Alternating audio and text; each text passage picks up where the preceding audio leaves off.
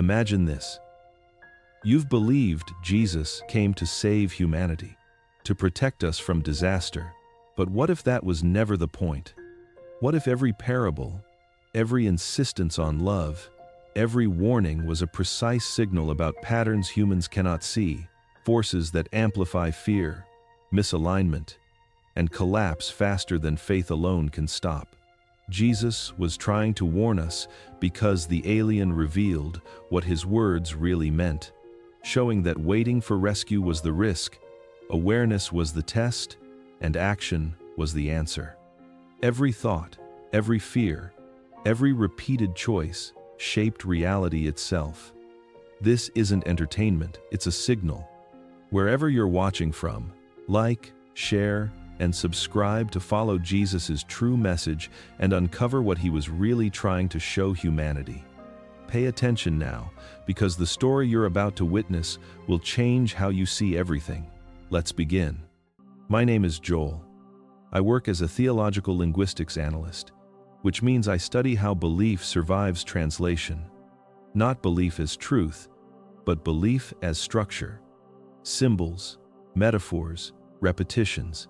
Faith has always been, to me, a form of cultural memory, a way civilizations remember themselves when facts fail.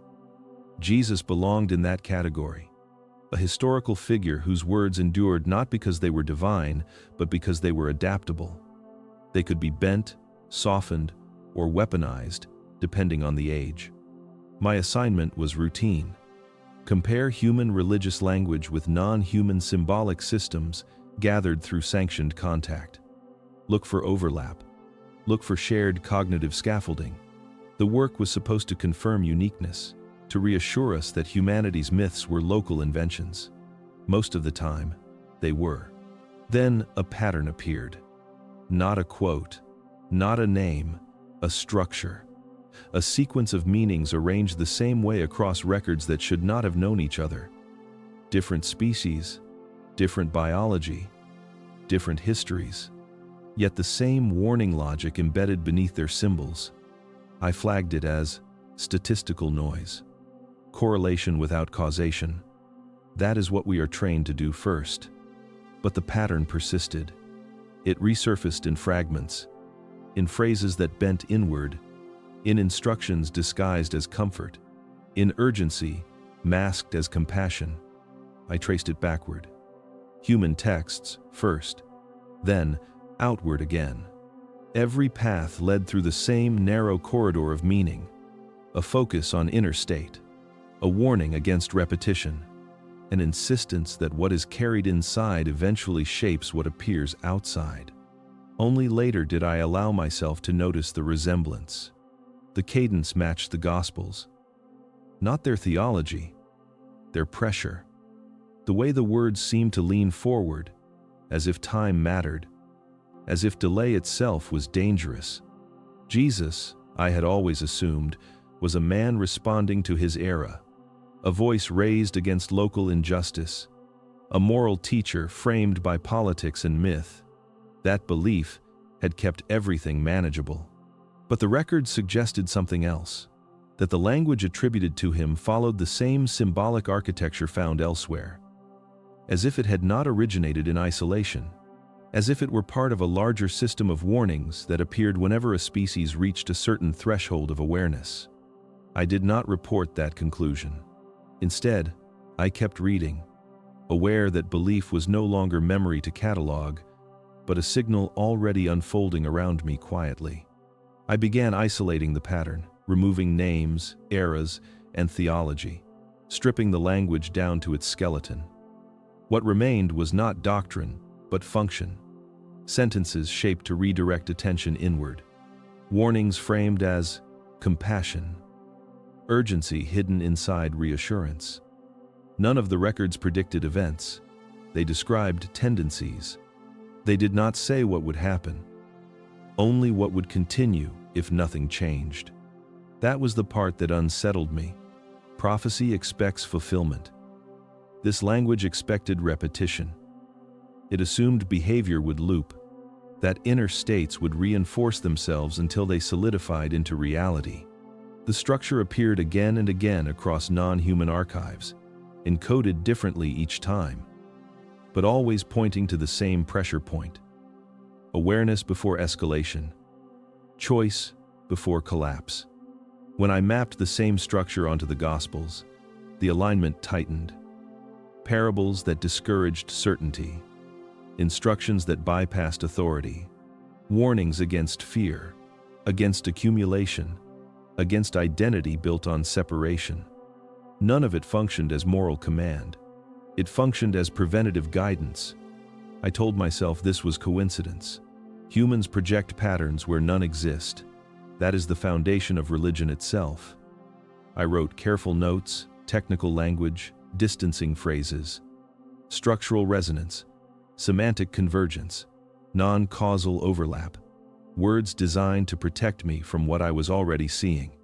But unease crept in anyway. The more I compared, the more consistent the architecture became. Different symbols, same sequence. Internal state precedes outcome. Sustained focus alters trajectory. What is repeated grows stronger. What is ignored does not disappear. I began documenting everything privately. Not conclusions. Observations. Frequency counts. Symbolic clustering. Emotional tone. Every time the pattern appeared, the language leaned toward urgency without panic, toward responsibility without blame, toward awareness without instruction manuals. Jesus' words fit that shape too well. Not the sermons as taught, but the phrases that survived translation, the ones that refused to settle into comfort, the ones that felt less like promises and more like warnings, disguised as hope. I resisted naming it. Naming things gives them weight. Instead, I cataloged, I indexed, I delayed, because if the pattern was real, then Jesus was not offering salvation. He was describing a process already underway, and processes do not stop simply because they are misunderstood.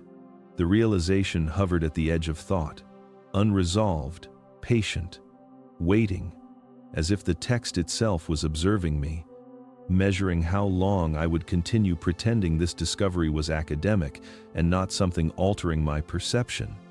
The first contact occurred inside a controlled environment designed to remove interpretation. White walls, neutral light, calibrated silence. The purpose was not containment, but clarity. I was there as an observer, not expecting revelation, only confirmation that the pattern would dissolve under scrutiny. Jax did not arrive in a way that registered as arrival. One moment the room was complete, the next it included something else. No hostility, no display. Just presence, precise and contained, as if excess expression had been deliberately removed. I noted physiological stability, my own included. No fear response. No awe. That itself felt intentional. Jax did not introduce himself. Identity, I later understood, was secondary to function. The communication that followed was not verbal in the human sense. It arrived as structured understanding, layered and efficient, bypassing interpretation. The first inquiry was simple and unsettling. Why did humans believe Jesus came to save them, rather than to interrupt something already unfolding? The phrasing mattered. Not rescue, not punishment, interruption. I searched for a response within established frameworks. Salvation theology, moral failure, divine mercy. But those explanations felt suddenly ornamental, like decorations placed over a mechanism no one wanted to see. Jax conveyed no disagreement, only observation. The belief itself had become part of the process. Waiting for external salvation encouraged delay.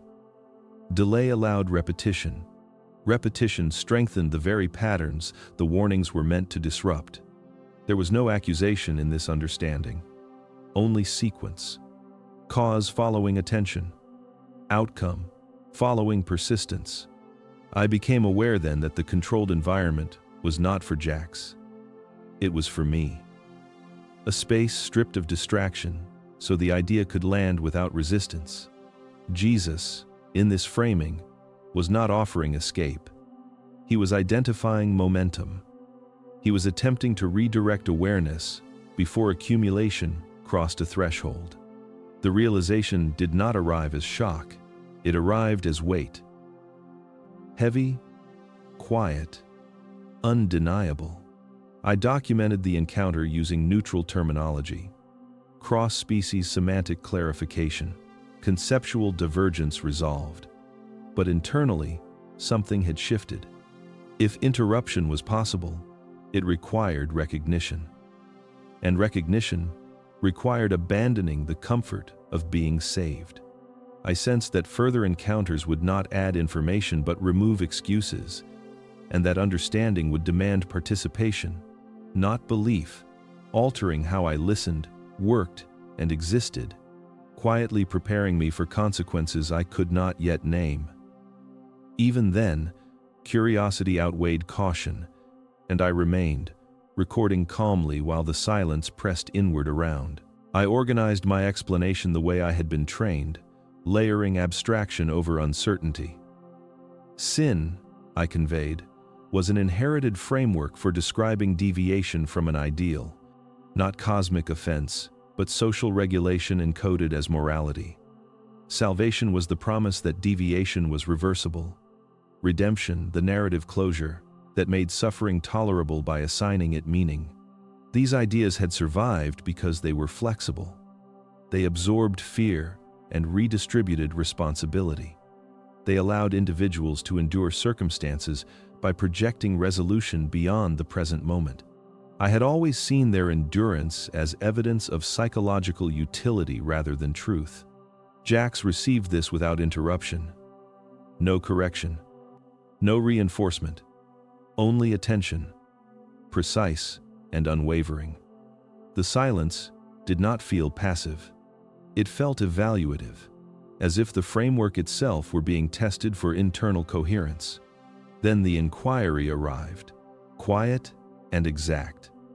If nothing required immediate change, why did Jesus speak with urgency? The question destabilized the structure I had just presented. Urgency implies proximity. It implies momentum already in motion. Warnings are unnecessary when time is abundant. They appear when delay carries consequence. I realized then how carefully the urgency had been disguised. Gentle language, parables, reassurance layered over insistence. Not commanding, but pressing.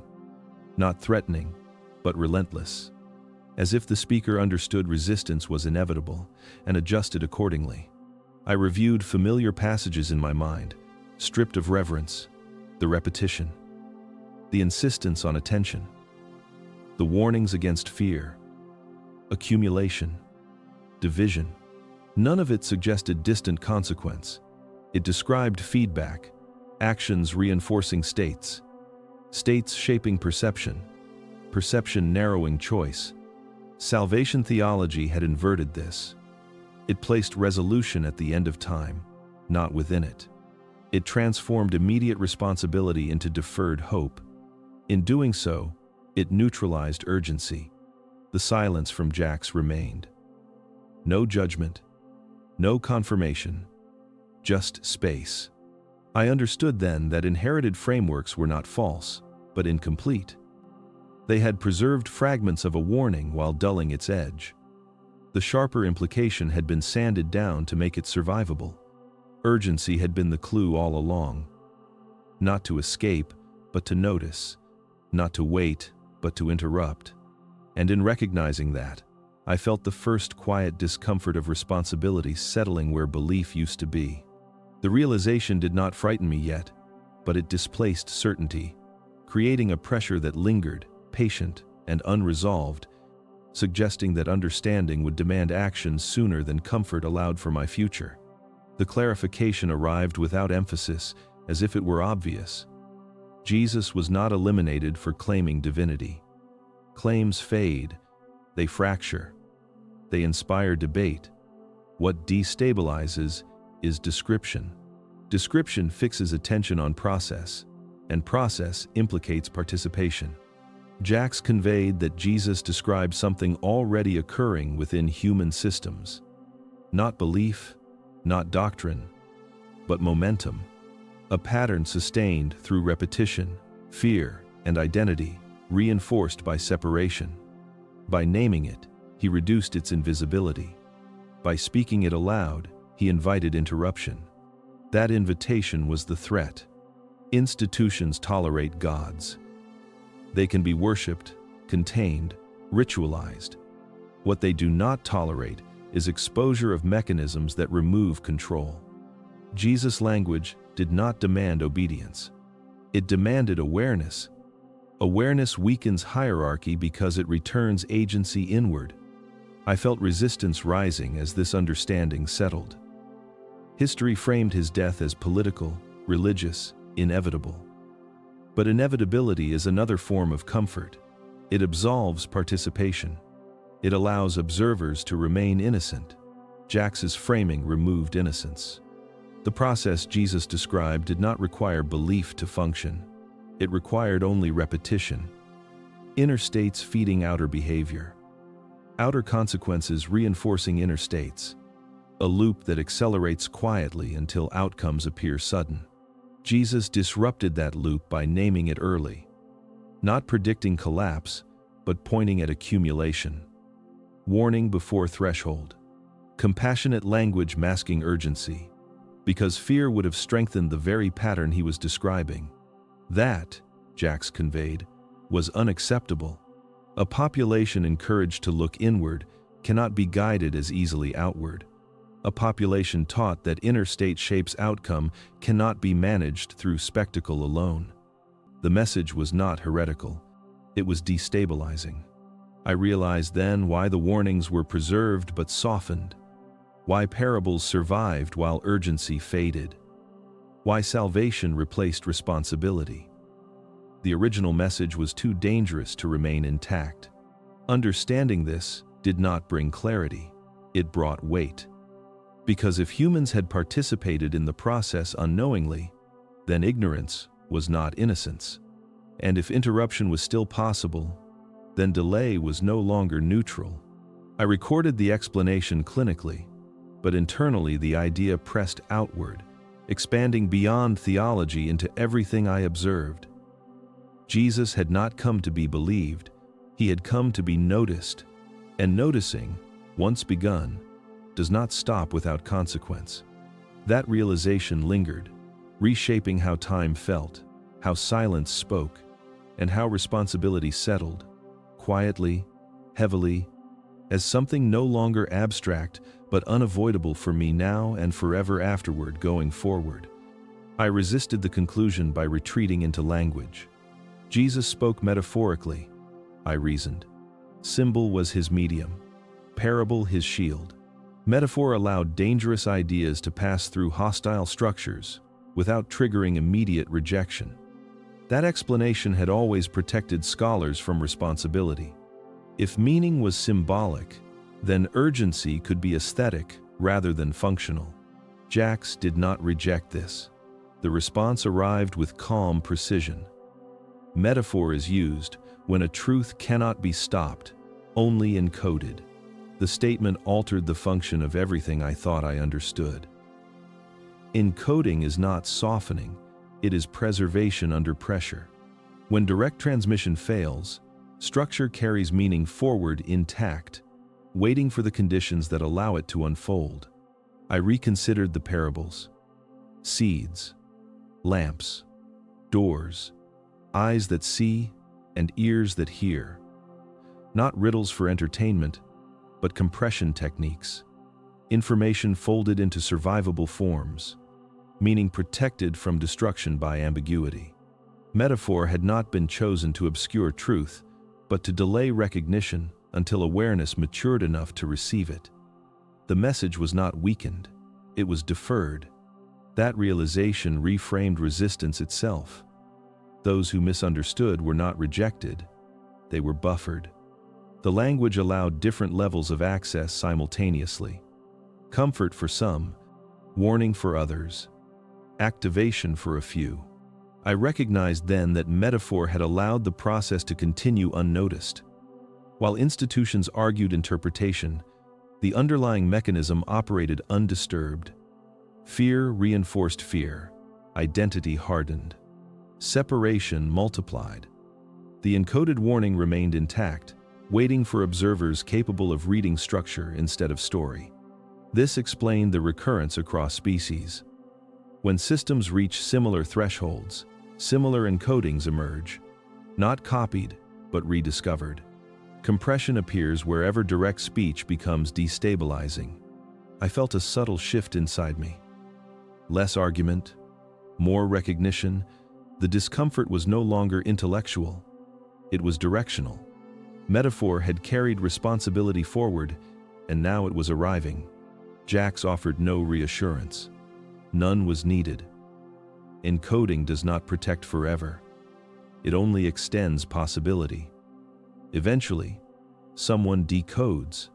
I realized that my role was not to interpret metaphor, but to notice when it stopped being metaphor, when instruction replaced symbol, when urgency resurfaced. That boundary felt close, not dramatic, but imminent, as if something long embedded was beginning to unfold, quietly asserting itself, regardless of belief, demanding awareness rather than agreement, and altering the observer simply by being seen at last. I understood then that silence itself was no refuge, only a pause before consequence. The words surfaced in my mind as if someone had whispered them through time. The kingdom of God is within you. I had always read them as consolation, a promise of inner sanctuary, a spiritual reassurance meant to soothe human anxiety.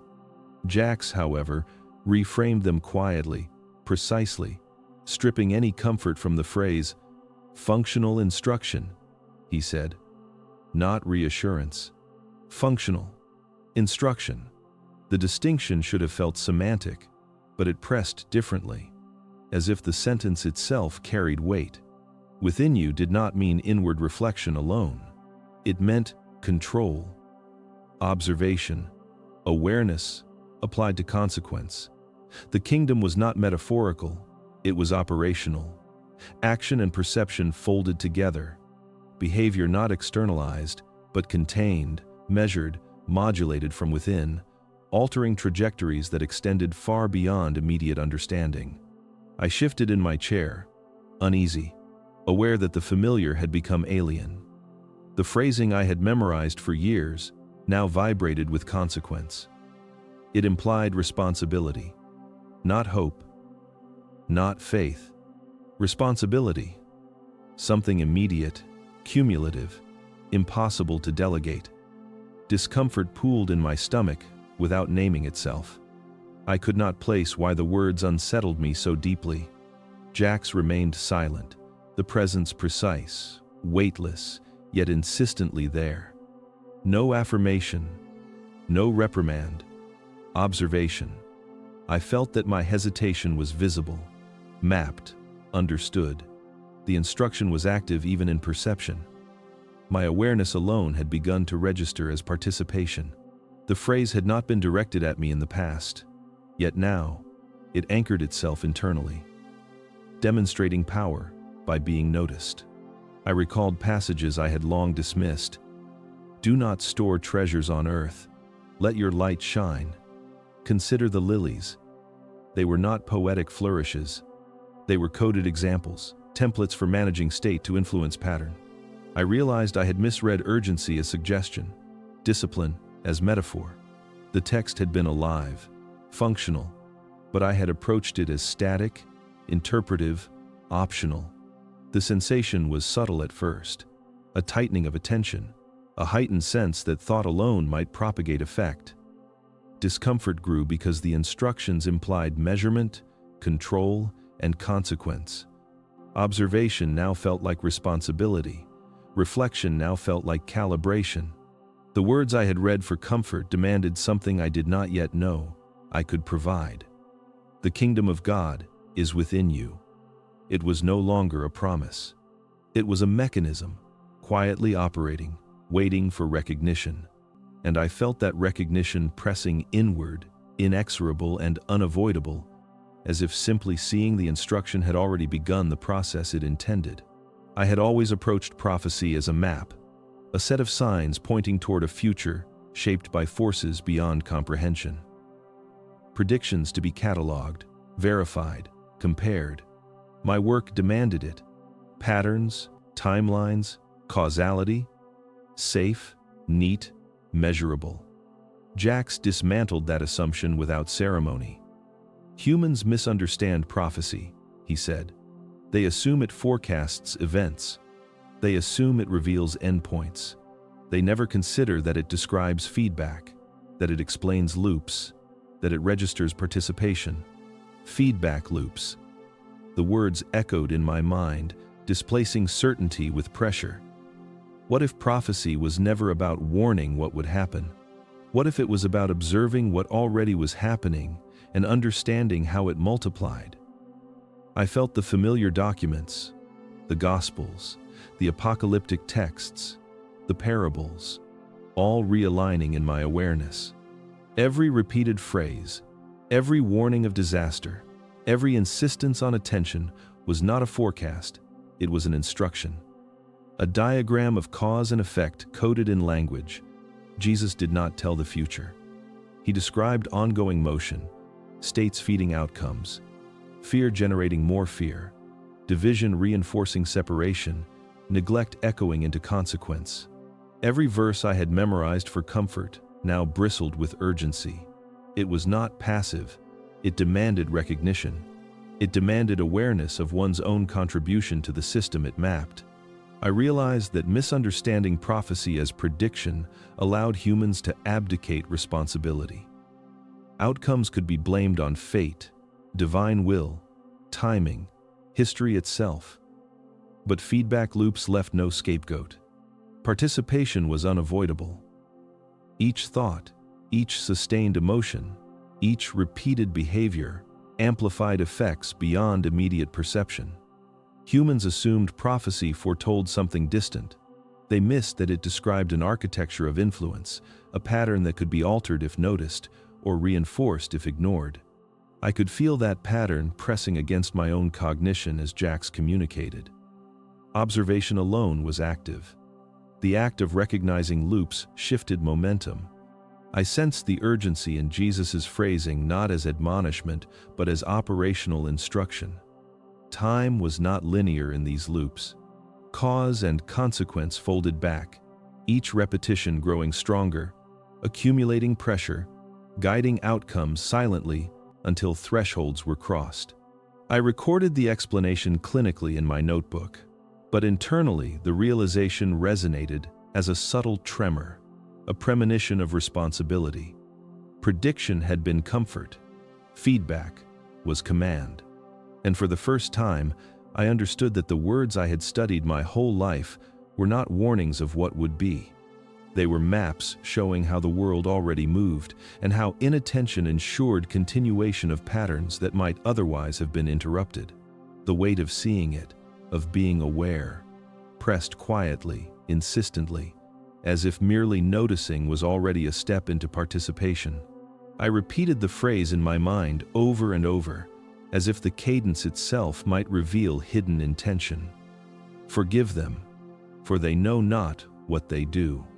I had always read it as an act of mercy, a spiritual magnanimity extended toward perpetrators, a comfort to the oppressed. Jacques reframed it with quiet precision. It was a statement of cognitive limitation, not mercy. The words did not absolve wrongdoing. They observed the boundary of understanding, cognitive limitation.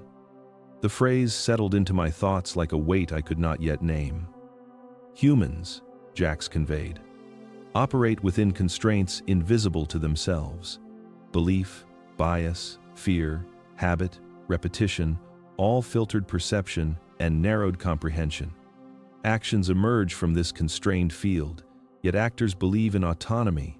They believe in choice, yet choice is shaped by unseen frameworks. To forgive is not to excuse. To recognize limitation is to acknowledge the architecture of influence that shapes behavior, before judgment occurs. I felt unease growing as the implication unfolded. Forgiveness is assumed to be a moral act. Cognitive limitation reframes it as observation. Recognition without intervention. Awareness without blame. The statement was not comfort. It was an instruction. Notice the limits of others and notice your own. Understand that participation occurs within a system often beyond conscious awareness. The repeated phrase is a pivot point in perception, a lens to observe cause and effect within constrained cognition. I thought of historical readings, centuries of conflict, centuries of human error codified as sin or malice. The phrase had survived because it functioned as structural guidance, a pause in escalation. It allowed individuals to step back from attribution, not by evoking charity, but by highlighting limitation. Recognition precedes correction. Observation precedes action. Forgiveness, then, is not about absolution. It is about seeing. Seeing before reinforcing, before repeating. The realization pressed against my chest. The words I had long read as comfort now carried operational weight. Responsibility emerged in the gaps between awareness and action. Cognitive limitation is unavoidable, but participation is still measurable. Awareness does not erase influence, but it shifts it. Understanding the statement meant acknowledging the system itself, that humans operate within invisible constraints. Yet those constraints could be observed, understood, and, with attention, redirected. I recorded the interpretation clinically, but internally I felt the phrase settle differently than I had ever experienced. Forgiveness was never about others alone. It was a tool of calibration. Recognition of limitation was the true act. Subtle, quiet, profound. Awareness itself became responsibility. I began to notice it in small, almost imperceptible ways at first. A colleague muttering anxiously over an unresolved task, the unease radiating outward until it subtly altered the tone of the entire room. The technician who arrived late, flustered, muttering excuses. And hours later, the same tension had multiplied, manifesting in impatience, irritation, avoidance. Patterns repeated themselves, quiet, unacknowledged, yet cumulative. Repetition, Jax had implied, was the pulse of consequence. The realization gnawed at me slowly, as if understanding it required absorbing the weight of participation rather than simple observation. Jesus' warnings were not historical artifacts or moralistic poetry. They were descriptions of ongoing processes. Fear feeds itself. Separation reinforces itself. Indifference becomes inertia. Every repeated thought, every sustained emotional state, every unconscious justification compounded the system, accelerated feedback loops, and escalated outcomes invisibly. I watched the behavior of others more closely, noting how justification often disguised escalation. Arguments over minor inconveniences, phrasing that attempted neutrality but carried latent judgment. Small frustrations, treated as unimportant, yet shaping interactions, decisions, and perceptions. Fear reinforced fear. Compliance reinforced authority. Silence reinforced ignorance. The world had not changed, but perception had sharpened. I was beginning to see the invisible architecture underlying routine human interaction. The dissonance unsettled me because recognition itself was active.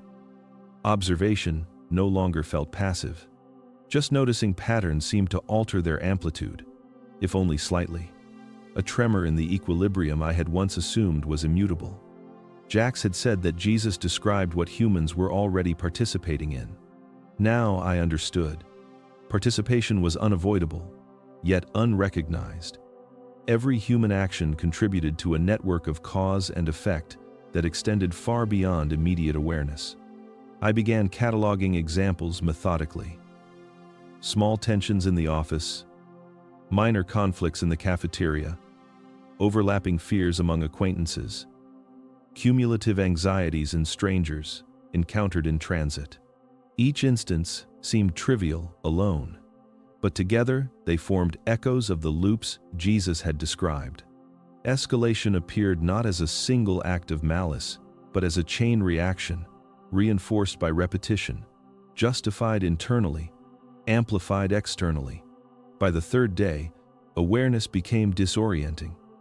I could feel the pressure of potential outcomes building, intangible yet palpable.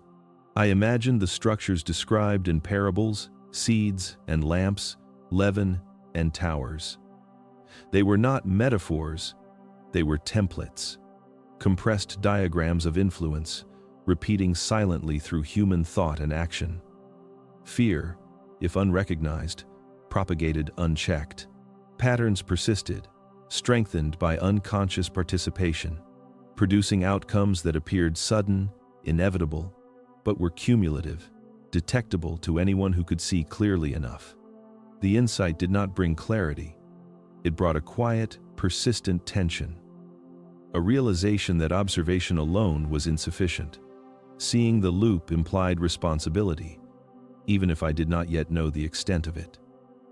Every glance, every thought, every hesitation mattered, because patterns were sensitive to the smallest perturbation.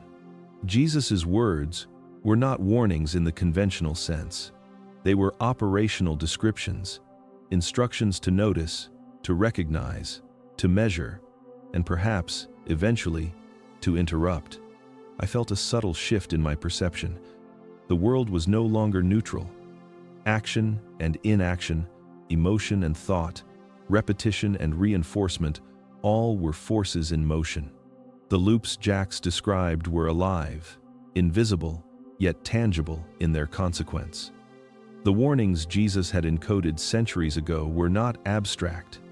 They were functional, they were urgent, and I, by noticing, was already a participant in the process he had tried to describe, forced to confront that awareness with both fascination and dread. Jacques introduced the concept quietly, almost imperceptibly, as if speaking the words aloud would trigger an unseen mechanism. Belief is not passive. I had always assumed belief was internal, subjective, a private sanctuary for the mind, a refuge from uncertainty. Faith was comfort, allegiance, ritual. It was optional, personal, contained. Jacques dismantled every assumption with a single statement. Sustained belief alters probability fields and collapses potential outcomes. Probability fields. The phrasing struck me with both clarity and terror. Belief, when concentrated, repeated, and unexamined, was not a solitary phenomenon. It became influence. It became force. Human thought, sustained over time and reinforced socially, imprinted on reality itself, not metaphorically, but operationally, modifying the likelihood of events, steering potential toward outcome. Every hope, fear, assumption, certainty, and insistence carried weight, subtle but cumulative. I sat silently as the implications settled over me. Belief was no longer a private refuge. It was a tool, a weapon, a lever. Every act of reinforcement, conscious or unconscious, rippled outward, touching systems far beyond immediate perception. Probabilities that had once seemed random, isolated, or inevitable could be shifted, accelerated, or suppressed by nothing more than the persistent focus of human attention. Jacques did not offer comfort or guidance, only observation. I realized that I could already feel it. In offices, streets, homes, classrooms, my attention became a vector. Patterns I had cataloged, fear multiplying, justification escalating, repetition strengthening loops, were the results of collective sustained beliefs acting on subtle structures of possibility. Each human mind was a node in an immense lattice, every thought a pulse. The mechanics of prophecy, metaphor, and warning were the documentation of this lattice. instructions on where to direct attention to avoid collapse. The realization was overwhelming. To believe, I understood, was to act. To sustain belief without awareness was to participate in a process of reinforcement whose consequences could not be traced with precision, but whose effects were undeniable. Humans believed in comfort, in doctrine, in inevitability, and the fields bent accordingly. Fear reinforced fear. Division reinforced separation. Passivity reinforced inertia. The loops Jesus described, encoded in parable, became operational. I recalled passages I had dismissed, passages about seeds growing unseen, yeast leavening bread, lights hidden yet illuminating. They were descriptions of leverage, subtle forces manifesting over time. Belief, Jacques implied, functioned like these examples. Small, seemingly invisible, yet capable of altering trajectories profoundly. It was not enough to notice patterns. One had to understand the force that belief carried within those patterns, and the weight of sustaining it either consciously or unconsciously. My own awareness became a point of tension. Every thought about injustice, every imagined outcome, every hope or fear, acted upon fields I could not perceive, yet that obeyed a structure I now understood existed. Belief was responsibility. Observation was active. The world was not passive. And the words of Jesus, the warnings long misunderstood as moral instruction, were functional descriptions of systems that operated continuously, invisibly, until recognized, until engaged, until the observer became participant by merely sustaining attention. I felt my chest tighten. The realization was both exhilarating and terrifying. To believe was to act. To ignore belief was to act. There was no neutral. Everything pressed outward. Everything had consequence. And I, by seeing, by understanding, was already caught inside the mechanism he had described. The loops were no longer abstractions. They were alive. They were waiting. They were operational. I had always assumed that love, in the context of Jesus' teachings, was an abstract ideal, a moral aspiration to be aspired to, celebrated in hymns, invoked in prayer, but often unattainable in practice. Jacques reframed it with deliberate gravity. Love was not metaphor, not consolation, not sentiment. It was functional, a stabilizing mechanism designed to counter collective psychological collapse. The words landed in my mind with a weight that pressed from every direction, as if understanding alone demanded acknowledgement. Stabilizing. Mechanism. The phrasing was clinical, almost alien in its precision, yet it resonated with uncanny clarity. Love, sustained, repeated, intentional, acted upon the same probability fields I had begun to map in belief. Fear, repetition, anger, division, these were destabilizers. They amplified loops, intensified feedback, widened fractures in perception, behavior, and outcome. Love, in this context, was an intervention, a corrective force. It did not erase consequence, but it modulated, tempered, redirected the pressures that accumulated silently in the lattice of human thought and emotion. I tried to trace it internally, to observe its function. It was subtle, often unnoticed, yet profoundly active. Acts of care, intentional empathy, sustained compassion, repeated generosity, all altered patterns in ways imperceptible to those performing them, yet detectable to the structure itself. Fear could cascade unchecked. Anger could spiral. Belief unchecked could collapse probability fields into outcomes nobody intended. Love counterbalanced these forces, not by preaching, not by instruction, but by creating coherence, resilience, and subtle redirection in the invisible architecture of human behavior. I recalled passages I had always read with a sentimental lens. Love thy neighbor, turn the other cheek, forgive endlessly, do not resist evil. They were not poetic abstractions. They were templates, operational instructions for stabilizing human systems. Jesus was not offering moral advice. He was describing functional levers, subtle interventions capable of preventing systemic collapse when repeated, sustained, and internalized. The weight of understanding pressed on me. Stabilization was not immediate. It was cumulative, iterative. Small acts compounded over time, mirrored across communities, amplified through repeated practice. One person practicing intentional love might seem inconsequential. Yet, in the lattice of influence, even minor contributions produced measurable modulation. The invisible feedback loops of fear and repetition, anger and neglect could be countered, slowed, and occasionally reversed. Jax's gaze felt heavier as I absorbed the implication. Love was operational, observation was active, participation mattered. Every sustained act, every repeated thought, every reinforced intention contributed to either collapse or resilience.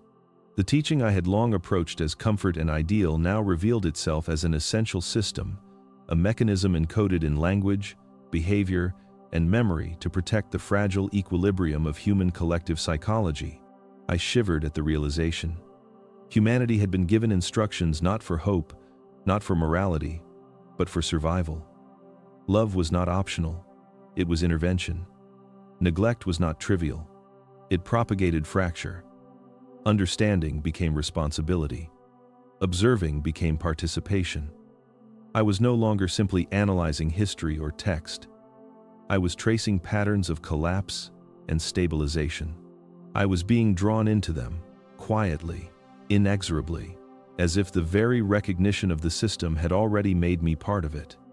And in that moment, I understood that the weight of love was heavier than I had ever imagined. I asked the question quietly at first, almost hesitant to hear the answer, though part of me had already sensed its weight. If collapse was inevitable, why did humanity persist? Why did civilizations continue to rise, to fracture, to repeat patterns over centuries without total annihilation? My own voice sounded small, fragile, almost lost in the vast presence of Jax, who regarded me with those black almond-shaped eyes that seemed to measure time differently, as if centuries and seconds were equivalent in scope. Delay, buffering, threshold accumulation, he said. The words hung in the air, precise yet alien, like a code fragment from some system that humans could only guess at. Delay. Collapse was rarely immediate. Processes accumulated slowly, silently, sometimes imperceptibly. A seed could take decades to germinate. Yet its eventual growth could not be denied. Humanity persisted because the pressures of repetition, fear, misbelief, and unchecked loops did not strike all at once. They spread unevenly, amplified by some regions, dissipated by others. Collapse was not instantaneous. It was layered, buffered by resistance, tolerance, and variation within the system itself. Buffering. I felt the word not as abstract, but as a palpable phenomenon. Humanity absorbed its own failures, its repeated errors, its destructive cycles, through subtle redundancies and mechanisms of adaptation. Families, communities, cultures, these were buffers, repositories of resilience. Emotional inertia, habitual correction, small acts of care, attention, and love, even when faint, acted as shock absorbers, slowing the progression of destabilization. Each person unconsciously contributed to the buffer, unaware of the effect, yet participating in it nonetheless. Threshold accumulation. Jax's voice implied the inevitability of tipping points. The system could endure only so much repetition, only so much sustained fear, only so much division, before the accumulated stress passed the threshold and triggered collapse. But thresholds were not uniform. They shifted, according to collective behavior, attention, and intensity of reinforcement. Humanity could survive longer than one might assume, not because it had learned, not because it had anticipated, but because the buffers and delays allowed time for potential modulation. Collapse was statistical, dynamic, invisible, and yet unavoidable if unrecognized patterns persisted. I understood then why urgency had always been woven into Jesus' phrasing. The warnings were not about distant cataclysms. They were about threshold management. They were instructions encoded to measure, modulate, and intervene. Not as prophecy, but as operational guidance. Delay allowed for observation. Buffering allowed for participation to have effect. Threshold accumulation meant that each decision mattered. Each thought mattered. Each sustained belief could contribute either to collapse or to its mitigation. The pressure of understanding was suffocating. I felt the enormity of human history, not as a series of events, but as a lattice of probability, stress, and resilience, where collapse was deferred, modulated, postponed, yet always pressing. And I, by seeing it, by comprehending the invisible architecture, had become part of the system. The mechanisms Jacques described were not theoretical. They were active, ongoing, and relentless. Observation was participation. Awareness was influence. And the inevitability of collapse was no longer abstract. It was measurable, operational, and entirely dependent on what humanity sustained, what it ignored, and what it allowed itself to repeat. I remembered the words from the Gospels, always read in solemn cadence, always interpreted as anguish, as the weight of abandonment. Father, why have you forsaken me? I had heard it countless times in sermons, in hymns, in passing reflections, always assuming despair, human suffering elevated to divine attention. Jacques reframed it differently. Not despair, not punishment, recognition. The moment Jesus realized that the warning embedded in his words had not been received, not fully, not operationally, by those who heard him. Recognition, not suffering. The implication struck me first as subtle, then as terrifyingly profound. Jesus understood that humans were participating in a system they could not perceive, reinforcing loops, amplifying repetition, sustaining fear, and yet he knew, in that instant, that they had not understood. Not conceptually, not operationally. The pattern he tried to describe, the destabilizing loops, the feedback of belief and emotion on consequence, had not registered. He was alone in awareness, a singular node of understanding within a lattice that could not yet process what he imparted. I tried to visualize it. The moment crystallized in probability. The world around him functioning normally. Patterns accumulating. Fear unmodulated. Love unpracticed as intervention. Belief unexamined. Collapse approaching thresholds unseen. And there he stood, fully aware, observing the lattice of humanity, knowing the mechanisms, and recognizing that the message he encoded in parables, in stories, in action, would largely pass uncomprehended. It was a kind of isolation that was impossible to describe in conventional terms. Imagine seeing a machine operating flawlessly, yet knowing it will destroy itself because the operators cannot read the instructions. Imagine the clarity of vision combined with the impossibility of influence. That was the gravity of the moment. Father, why have you forsaken me? Not a plea for salvation, not a call for reprieve, an acknowledgement that knowledge had not been transmitted, that intervention had failed to penetrate the threshold of reception. I felt a shiver as I realized the implications for the present. Awareness alone was insufficient. Recognition alone did not correct feedback loops. Intervention required understanding, attention, and repetition from multiple nodes. Jesus had been a single conscious point, attempting to stabilize a lattice too vast for a single observer.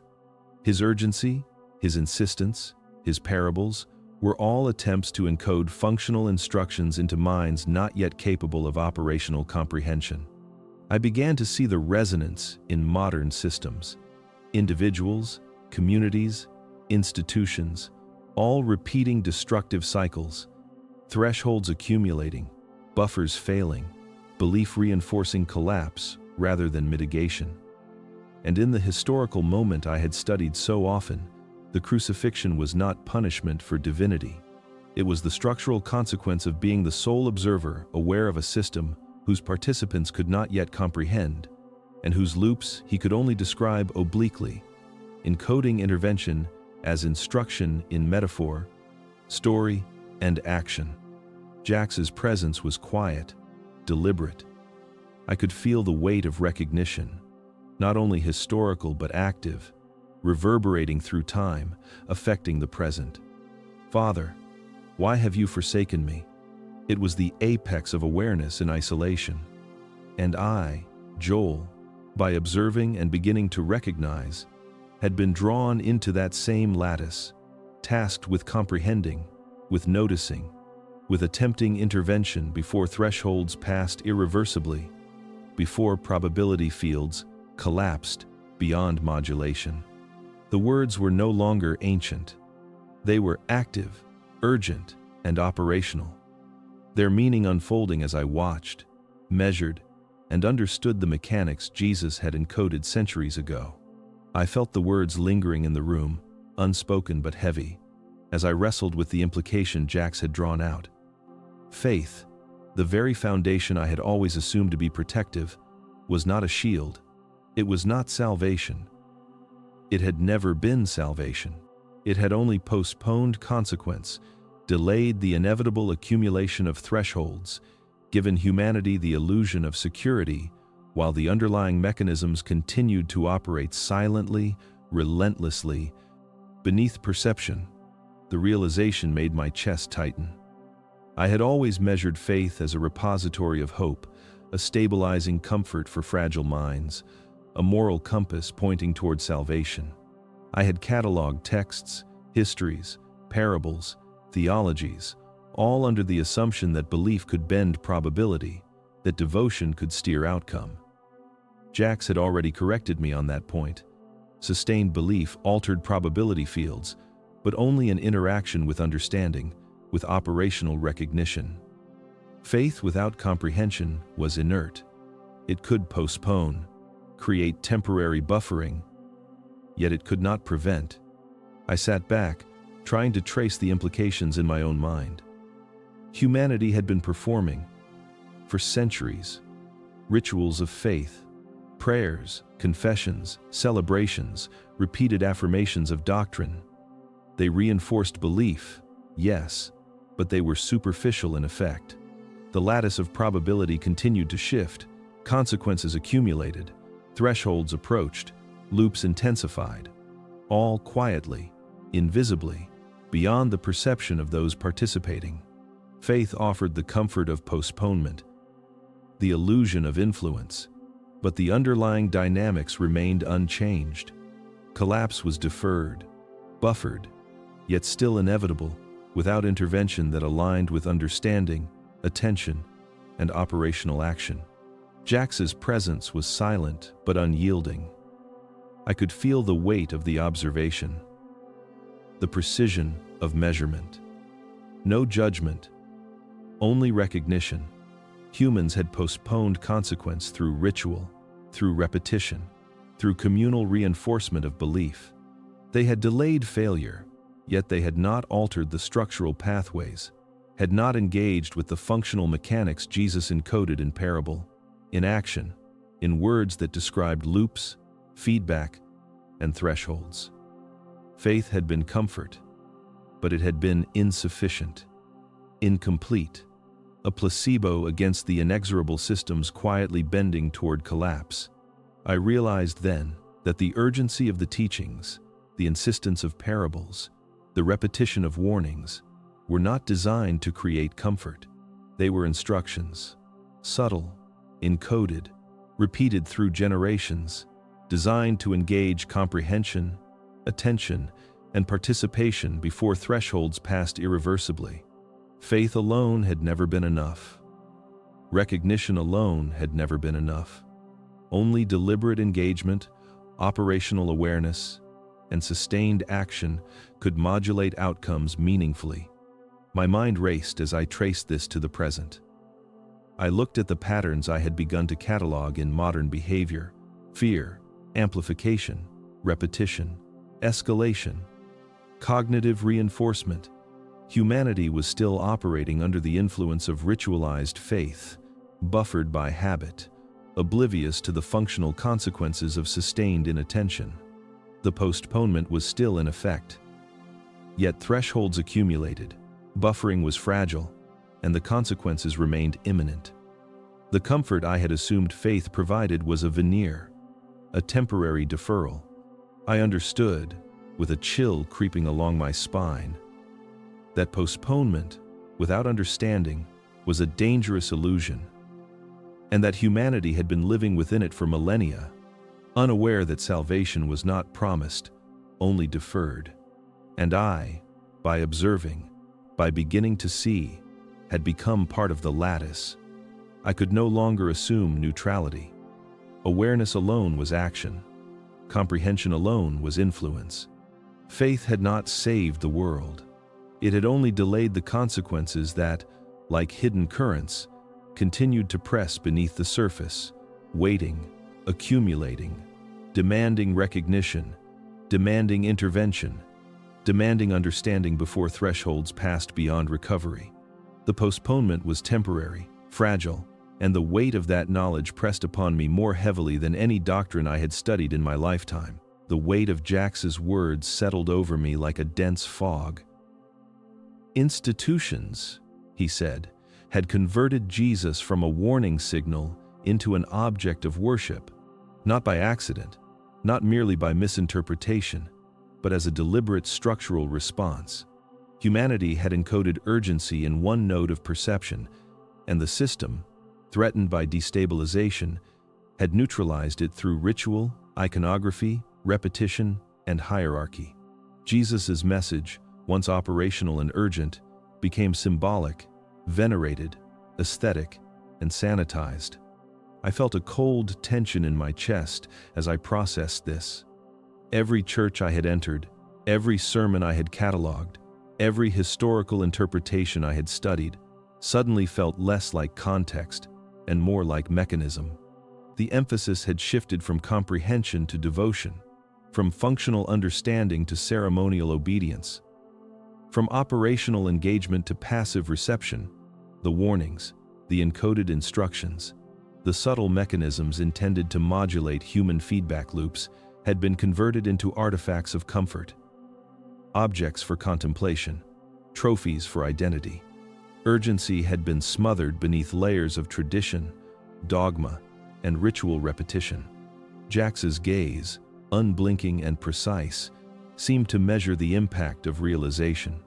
I realized that the urgency embedded in Jesus' phrasing, the insistence on observation, the emphasis on immediate engagement with patterns, the repeated warnings about feedback, repetition, and consequence had been neutralized across generations. Worship replaced recognition.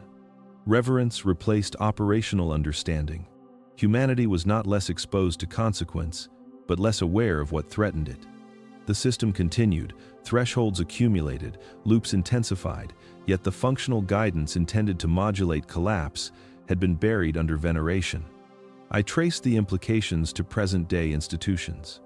Authority, hierarchy, and repetition were not just structures for social order. They were buffers, dampeners, mechanisms to convert awareness into ritual and comprehension into passive participation. Repetition reinforced stability in belief, yet destabilization persisted, quietly accumulating in probability fields and emotional lattices that no one measured. Urgency had been neutralized, not removed. The warning still existed, still pressed against the threshold, still demanded recognition, but it was filtered through layers of interpretation that obscured its operational purpose. I felt a shiver as I considered the consequences. Humanity could be devout, obedient, ritualized, yet still blind to structural collapse. Awareness had been supplanted by ritual, operational comprehension by symbolism. The instructions encoded in parable, action, and phrase were not forgotten, but they were insulated, contained, and neutralized. Collapse could still arrive. Thresholds continued to accumulate. The lattice of consequence continued to operate. And yet, humanity persisted under the illusion that veneration alone had mitigated risk, that worship could substitute for engagement, that devotion could replace understanding. I sat with the weight of this realization, aware that observation had shifted my position.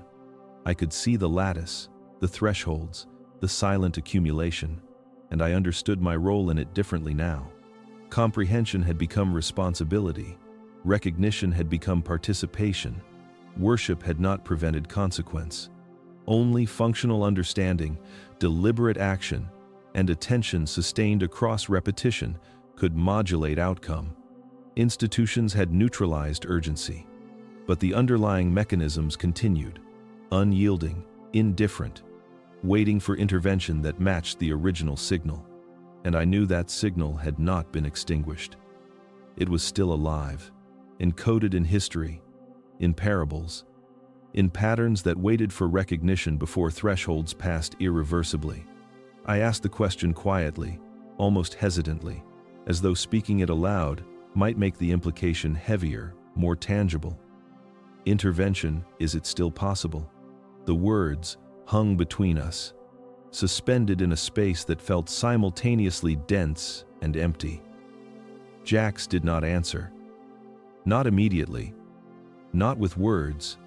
The silence stretched, deliberate, unyielding, as if the absence of response carried more weight than affirmation. I could feel it pressing against my mind, a subtle vibration that suggested measurement, assessment. The ticking of thresholds I could not see. I pressed slightly, the insistence creeping into my voice, careful, controlled. Is there still time to change the outcome, to alter the lattice, to prevent thresholds from collapsing irreversibly? Jax tilted his head slowly, a precise movement measured in degrees, yet conveying a clarity that transcended gesture. The indication was neither yes nor no, but a signal, a point of alignment. Choice still exists, he seemed to say, but it narrows with each passing moment, each repetition, each unobserved pattern. The lattice continues to operate, and with every human action that fails to align with functional understanding, the field tightens, the probability pathways converge toward consequence. I felt the implication like a weight settling over my chest. Awareness was no longer passive. Recognition alone was insufficient. Observation without action became complicity. The silence itself was an answer, a mechanism of measurement. It quantified my attention, my comprehension, my willingness to engage with operational truth. It measured whether I would act in alignment with what Jesus had encoded, what thresholds demanded, and whether I could participate in modulation before the system passed points of no return. Time itself seemed altered. Seconds stretched as I considered what it meant to intervene, what it meant to influence thresholds without a full understanding of all variables. Each thought carried consequence. Each emotion generated feedback. Fear amplified collapse. Calm modulated it. Understanding became a vector for probability. Choice was the instrument, but its bandwidth narrowed as the thresholds accumulated. Every unobserved pattern, every ignored sequence, every repetition of cognitive or emotional error further reduced the margin of influence. I realized then that intervention was not a singular act, but a sustained process. It required alignment across perception, attention, repetition, and functional comprehension. Faith alone could not intervene. Knowledge alone could not intervene. Only deliberate observation, understanding, and action within the operational lattice could modulate outcome meaningfully. And the silence of Jax was not a denial, not an evasion, but a mirror, reflecting the narrowing margin of possibility and demanding that I, and anyone who would follow, recognize the consequence of inaction. The presence was subtle yet pervasive. It pressed not on the body, but on cognition. Not on the timeline, but on the vector of potentiality. Choice existed. It was still present, still accessible. But with each passing iteration, the lattice continued its quiet operations. Thresholds approached irreversibly, and the urgency that had been neutralized by institutions, misinterpreted as dogma or ritual, remained encoded in pattern, in probability, in the invisible lattice, waiting for those who could still act to understand, to engage, and to intervene before the narrowing window closed completely. The silence itself was both warning and instruction, and I knew with a cold certainty that the weight of recognition now rested entirely on me. I had always approached miracles as anomalies, as evidence of power beyond comprehension, manifestations that defied explanation and confirmed divinity. Jax's words unsettled that framework entirely. Miracles were not transgressions of natural law, he said. They were demonstrations of internal coherence, manifestations of alignment between attention, intention, and the operational rules that govern probability, perception, and consequence. They were evidence not of violation, but of precise modulation, proof that a system in coherence could produce outcomes that appeared impossible to observers who did not understand the lattice of interaction. I imagined the stories I had cataloged for years. Water turned into wine, fish multiplied, the sick healed. I had always framed them as supernatural. Now, they were functional. Jesus had acted within patterns, operating at the edges of human perception, using alignment of intent and recognition of probability thresholds to influence outcomes in a system that few could see, and fewer still could comprehend.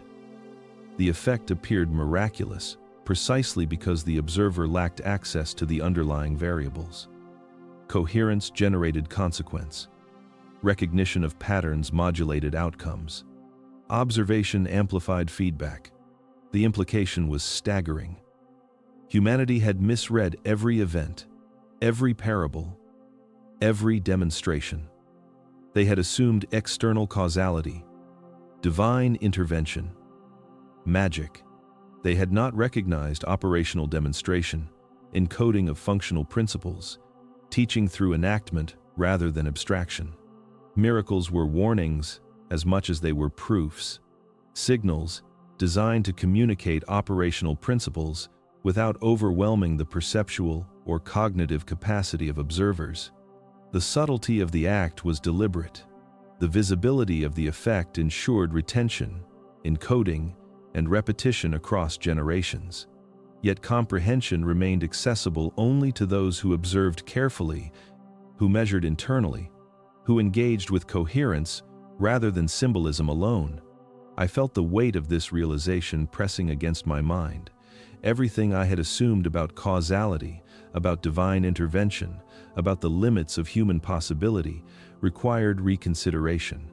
Miracles were evidence not of supernatural power but of structural knowledge, applied awareness, and mastery of internal coherence that aligned probability to achieve specific outcomes. Human misunderstanding had converted demonstration into wonder, functional mastery into myth, operational guidance into ritualized awe. Jax remained silent, unblinking, a constant presence in the room, yet his silence amplified comprehension. I understood now that the miracles were warnings and instructions in equal measure. Each act encoded functional principles intended to model engagement, alignment, and coherence for human observers. The apparent violation of natural law was a projection of perception, a misunderstanding of the lattice that bound intention, attention, and outcome. To recognize them as miracles was to misinterpret the purpose. To understand them as demonstrations of internal coherence was to perceive the instruction, the threshold, the functional imperative embedded in history, repeated in parable, preserved in narrative, waiting for recognition and operational application. I realized that the system was always present, always measurable, always interactive. Miracles had not ceased. They continued quietly, in patterns, in probability, in alignment. Humans had merely forgotten to look. The world itself was demonstrating coherence to those who could see, yet only those who understood the principle could act upon it, intervene meaningfully, and modulate thresholds before consequence became inevitable. Observation was not passive. Recognition was not neutral. Awareness itself carried consequence, and in that understanding, the weight of responsibility settled on me with irreversible clarity. I had always assumed that fear and love were moral or emotional constructs, binary forces within human experience, measurable in sentiment, but confined to the mind of the individual. Jacques shifted that understanding with a precision that unsettled me. Fear propagated faster than love, he said. Not because humans were inherently weak or corrupt, but because feedback loops amplified negative resonance. Every fearful thought, every anxious reaction, every obsessive fixation created ripples in the probability lattice that spread, multiplied, and reinforced themselves far beyond the origin. Love, calm, or coherence did not propagate with the same velocity. It dissipated, diluted by noise, requiring deliberate alignment and sustained attention to retain integrity in the lattice. Jesus, Jacques explained, did not focus on external obedience because external acts could be performed without awareness, without alignment. Rituals, laws, ceremonies, and verbal affirmations were signals, easily mimicked, observable yet devoid of functional consequence. Humanity could obey endlessly without altering probability fields, without stabilizing feedback loops, without modulating thresholds. The inner state, however, was potent. Attention sustained, emotion regulated, focus aligned with coherent understanding of patterns. These directly impacted the lattice. A person who carried fear, anxiety, resentment, or fixation within themselves was not merely suffering privately. They were actively influencing the structural dynamics of consequence, often unknowingly. I felt a chill as the implications unfolded. Every panic, every rumor, every conflict was a vector in a lattice I could not see. Fear did not exist solely in minds. It existed in probability, in consequence, in feedback that extended across systems. Love and calm were not magically protective. They were stabilizing forces requiring intentional cultivation. Each act of observation, each attempt at coherence, each deliberate maintenance of internal alignment could counteract the amplification of fear, but only if sustained across repetitions. Single instances were insufficient. Love required attention, patience, and calibration to counteract the runaway velocity of fear.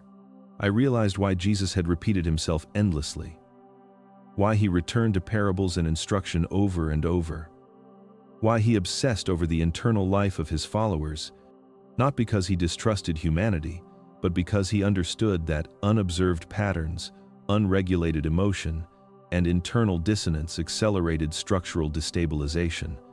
Words alone were insufficient. Observation, comprehension, and alignment were required. Inner coherence was operational, functional, necessary for stabilization. External compliance could never substitute for it. Jacques's gaze, steady and unblinking, seemed to measure my recognition, as if weighing my comprehension against the lattice itself. Fear could not be ignored. Love could not be assumed. Observation alone was insufficient. Attention and alignment were required. The urgency Jesus encoded in phrase, repetition, parable, and act was not metaphorical or moral, it was functional. It was a system designed to counter runaway instability, in thresholds invisible to human perception but active across cognition, emotion, and probability. I felt the weight of responsibility pressing in. Awareness alone had become insufficient. Comprehension alone did not stabilize the lattice.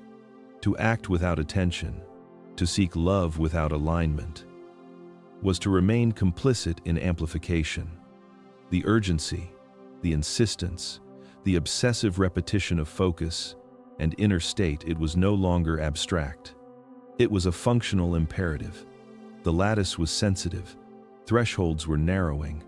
Humanity could continue under assumption, under ritual, under faith misdirected, but without deliberate engagement with internal state, the runaway propagation of fear would always outpace the stabilizing work of love, and consequence would arrive not as surprise, but as inevitability. The realization settled over me slowly, like a weight pressing from the inside, unseen but undeniable. I had always approached the teachings of Jesus as a promise of rescue, a covenant of salvation contingent upon belief, obedience, or faith. I had framed it as assurance, a safety net, a guarantee that if one followed the instructions carefully enough, the system would protect them, shield them, absolve them. Jax's words, his presence, and the patterns I had begun to see dismantled that assumption entirely. Jesus never promised rescue. There was no divine safety net. There was only awareness, a lens for observation, a method for recognizing patterns and thresholds, and a constant insistence that recognition carried consequence. I could feel the implication radiating through every memory I had of scripture, of parable, of repetition. The warnings, the urgencies, the insistence on attention to inner state, they were not threats, not promises of salvation, not metaphors to soothe. They were instructions for functional engagement. Awareness was the first principle. Responsibility was implied, unavoidable, inevitable. One could not observe without influencing. One could not recognize without obligation. Every thought, every sustained emotion, every repetition carried a vector, a feedback loop that contributed to stability or collapse, coherence or chaos. The teaching that had been interpreted as assurance was in fact a mandate. I felt a cold clarity. Humanity had misread the text, misinterpreted the intent, recontextualized urgency into ritual, repetition into ceremony, obedience into performance. Faith had been converted into comfort, belief into hope, salvation into expectation, and in doing so, the functional message had been lost. Rescue was never the point. Recognition was, understanding was, engagement was. Without these, thresholds accelerated, feedback loops intensified, and consequences were inevitable. The promise was not external, it was internal. The guarantee was not deliverance, it was comprehension. The imperative was not optional. I reflected on Jax, on the silence, on the precision of his gaze, the subtle shifts in probability I had begun to sense around him. Each pause, each tilt of the head, each unspoken measurement, it reinforced the functional principle. Observation alone was insufficient. Comprehension alone was insufficient. One had to act in alignment with awareness, to modulate emotion, to sustain coherence, to recognize the cascading consequences of inner state. Responsibility was not assigned by law, ritual, or dogma. Responsibility emerged from the act of recognition itself. The weight of the revelation pressed through me, heavy and persistent. For centuries, humanity had been trained to expect rescue, to externalize accountability, to defer consequence. But the lattice did not forgive misunderstanding. The system did not suspend consequence for faith, ritual, or belief. Awareness carried the burden of responsibility automatically. There was no postponement, no absolution, no reprieve for those who chose ignorance, neglect, or distraction. The teaching was clear now. The path to stabilization, to coherence, to modulation of probability and threshold was through observation, attention, alignment, and engagement. I understood finally that this was the essence of urgency encoded by Jesus, preserved in parable and demonstration. Rescue was never promised, only awareness, only functional comprehension, only action consistent with recognition. And the responsibility for the outcomes of recognition or failure to recognize was entirely unavoidable. There was no neutral ground. There was only engagement. The understanding, once perceived, could not be unperceived, and with it came the inescapable weight of operational responsibility, irreversible, permanent, and entirely my own. I began to notice it in fragments at first. The headlines, the news alerts, the patterns of reaction across populations, small at first, almost imperceptible. But Jax's explanation gave them coherence.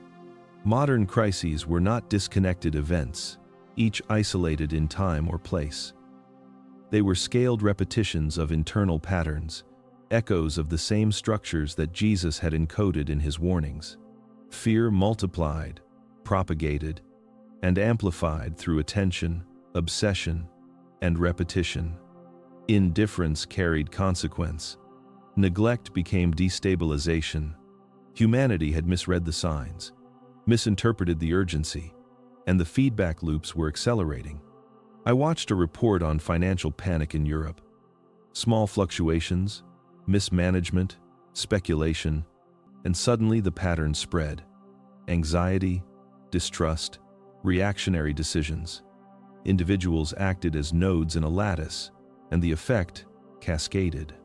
Jax had told me that thresholds could accumulate invisibly until collapse was imminent, delayed by temporary buffers but never prevented without awareness. The structure was the same everywhere. Fear amplified faster than calm. Emotion without recognition altered consequence. Individuals acted unaware, yet collectively, they shaped outcomes as surely as rivers carved valleys over centuries. The same pattern repeated in environmental crises. A drought in one region, mismanaged resources, panic about scarcity. Rumors of famine led to hoarding, to overreaction, to stress spreading across communities and feeding systemic vulnerability.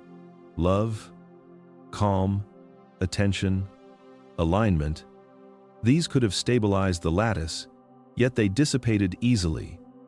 Diluted by distraction and misunderstanding, the warnings were embedded in parable, in demonstration, in repetition. Observation without alignment was insufficient.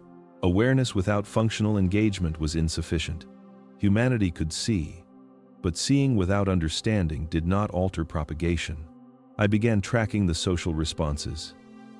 Anxiety about disease, fear of migration, obsession with security, repeated endlessly across media, across conversations, across interactions. Patterns reinforced. Thresholds approached.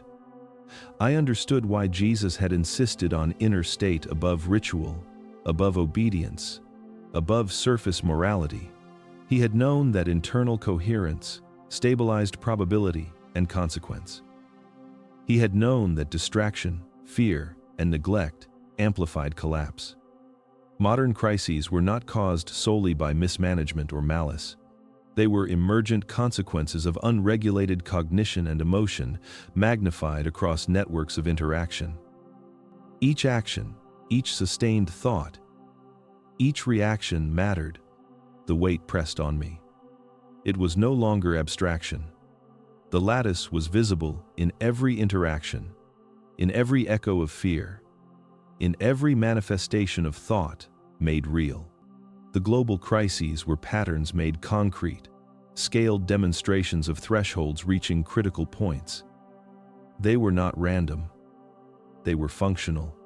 They were the continuation of the very process Jesus had encoded, preserved, repeated through time. Misunderstood, misinterpreted, misaligned. And yet, the principle remained intact. Recognition, alignment, and deliberate engagement could still modulate outcomes. Collapse was accelerating, but the threshold had not yet been crossed. Observation now carried responsibility, not passive awareness. Every thought, every alignment, every intention mattered more than I had ever imagined, and the patterns would continue to repeat until recognition was operational, functional, and applied.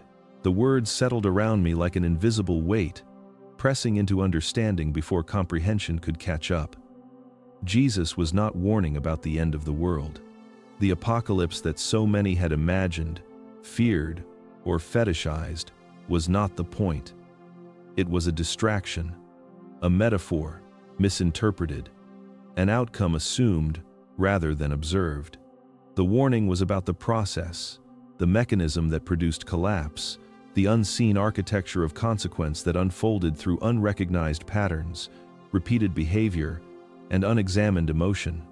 Civilization was a lattice, and every node, every thought, every sustained feeling contributed to its coherence or disintegration. Jax did not speak quickly. His presence was deliberate, calibrated. Every pause, every subtle movement of his head, every imperceptible shift in energy reinforced the magnitude of the revelation. Humanity had assumed the end could be postponed, avoided, or averted through ritual, belief, or external authority. They had interpreted metaphor as prophecy, moral instruction as divine insurance. But the truth was far more intricate. The world did not end because of punishment or wrath. It unraveled because the processes that sustained it were unobserved, misunderstood, and amplified in ways the actors could not perceive. Fear propagated faster than stabilization. Neglect became structural weakness. Misalignment propagated systemic fragility. I felt a chill as realization settled deeper. Every act, every sustained thought, every repetition mattered. The end was not a singular event. It was emergent, gradual, a cumulative consequence of countless unobserved behaviors and internal misalignments. Collapse was a product of thresholds crossed in the invisible lattice, accelerated by fear, inattention, and disengagement. Jesus had encoded the recognition of this in every parable, every warning, every insistence on observation and inner alignment. Love was not an abstraction or moral ideal. It was a stabilizing principle, a countermeasure against propagation of destructive feedback, a functional intervention encoded as teaching. I began to see modern parallels with a clarity that made my chest tighten. Global crises, conflict, economic panic, social unrest, none were independent. They were scaled repetitions of the same lattice dynamics that had existed for millennia. The patterns were recognizable, predictable, if one knew where to look. Jax's demonstration was not merely historical or theoretical. It was operational. Jesus had encoded the methodology for stabilization, for resilience, for recognition of patterns invisible to the untrained mind. Faith, ritual, and belief alone were insufficient. Awareness, alignment, engagement, and coherence were required. The implication pressed on me like a physical force. Humanity had always misread the message. Rescue had never been offered because rescue was irrelevant. The lattice responded only to recognition and alignment. Intervention was possible, but only through deliberate attention, only through sustained engagement with patterns, only through functional comprehension of thresholds and feedback loops. Ignorance did not postpone consequence. Misunderstanding did not suspend propagation. Every sustained emotion, every repeated thought, every internal alignment or misalignment shaped probability fields and determined the emergence of outcomes. Jax's gaze held me, steady and unwavering. The warning was not about a single catastrophe. It was about recognition and functional responsibility. The process that created collapse had always been present, and its mechanisms operated silently, invisibly, in patterns repeated across time and space. Jesus had encoded the principle in every word, every act, every insistence on internal coherence. The revelation was simple and terrifying. The end of the world was never external. It was the inevitable consequence of unobserved, unaligned, and repeated internal patterns. And humanity's survival depended entirely on recognizing, understanding, and engaging with that process before thresholds were irreversibly crossed. The room was silent, empty, yet the weight of what I had learned pressed against me from every direction. Jax was gone, vanished as if he had never been present, leaving only the residue of understanding, the echo of pattern recognition vibrating in my mind. I sat still, hands folded, heart racing, and the enormity of the revelation spread through me like a slow tide. Waiting for salvation, for external intervention, for assurance from authority, had always been the risk. Faith in rescue had never been functional. It had been a trap, a delay, a postponement that amplified consequence rather than mitigating it. Awareness, not hope, had been the test. Action, not obedience, had always been the answer. I thought of the centuries of misinterpretation, of generations taught to externalize responsibility, to pray for protection, to defer consequence to some future deliverance. Each act of delegation, each ritual, each reliance on dogma had allowed the process of destabilization to accelerate unnoticed. Every internal pattern left unexamined, every fear unmodulated, every obsessive thought unaligned, had contributed to thresholds inching closer to critical points. Civilization had survived not through faith, but through the fragile buffers of alignment that few understood, through the sporadic interventions of individuals who had recognized and acted on the patterns, even without knowing the underlying mechanisms. The realization pressed further, growing colder and sharper.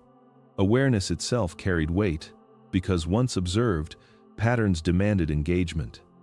Recognition without response was itself a failure. The process Jesus encoded in parable, demonstration, and teaching required sustained alignment of thought, emotion, and attention. Love, coherence, observation, deliberate focus, all were functional principles.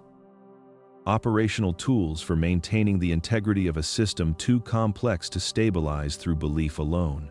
The teachings were not comforting stories. They were precise interventions disguised as narrative, instructions for operational engagement with the lattice of consequence. I reflected on modern life, on the crises, the global feedback loops, the propagation of fear, anger, and neglect. The patterns were everywhere, visible if one paid attention. Each moment of panic, each repetition of anxiety, each obsession feeding collective emotion, each avoidance of responsibility, all contributed to emergent outcomes. The world was not ending because of fate. It was ending, or continuing, depending on the alignment of countless nodes across the lattice, including my own. Observation alone was insufficient. Functional engagement was imperative. Awareness demanded action. Action required alignment. The silence of the empty room was no longer absence. It was presence. It was the weight of responsibility made tangible, a reflection of thresholds pressing, of probability fields waiting for coherence or collapse. I could not unsee, could not ignore, could not delegate. Waiting had always been dangerous. Complacency was the risk. The test was immediate, ongoing, inescapable. I took a deep breath, feeling the pulse of consequence running through every thought, every intention. Awareness was not enough. Action was the only response. The answer was operational. Responsibility was inescapable. I understood finally that salvation had never been a gift to receive. It had always been a function to perform, a principle to apply, a lattice to stabilize. The test had been given, the instructions encoded, and the choice was mine. Awareness was the opening. Action was the threshold. And with that, I rose, heart steadying, mind sharpened, and stepped into the lattice fully, knowing that in the recognition of pattern and in the deliberate modulation of my own influence, the work had only just begun.